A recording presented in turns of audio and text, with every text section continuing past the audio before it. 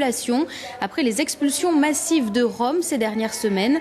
À Niort ce matin, mobilisation réussie pour les organisateurs. Plus de 400 manifestants se sont retrouvés dans le centre-ville. Là encore, tous évoquent un sentiment de honte. Reportage Marie-Noël Missud et Philippe Ritten.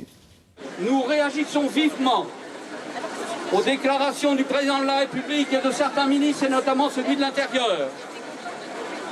C'est inadmissible. Le message est clair. À l'image des grandes villes françaises aujourd'hui, Niort s'est mobilisé pour dénoncer les expulsions des Roms organisées cet été. Non au bouc émissaire, non à la xénophobie, liberté, égalité, fraternité. Un seul mot d'ordre dans cette manifestation, le respect. Nous n'avons pas à stigmatiser comme ça une population.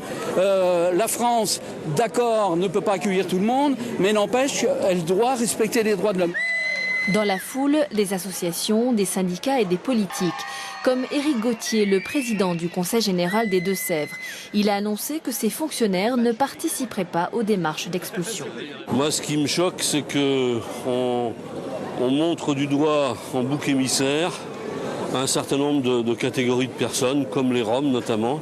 Je trouve que c'est scandaleux, d'autant plus qu'une partie de ceux qui ont été expulsés étaient en situation parfaitement régulière. Donc je trouve qu'on est là sur des choses qui ne sont pas admissibles.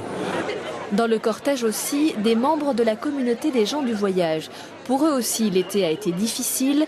Gens du voyage, Roms, l'amalgame est vite fait. On veut notre liberté, on est français, on veut notre liberté. On veut vivre comme tout le monde. On veut manger, boire, et puis on paye, on travaille, et on fait nos paniers, on fait tout. On veut être tranquille, travailler honnêtement. La manifestation s'est terminée devant la préfecture. Une délégation a officiellement remis un texte pour que ces expulsions massives cessent.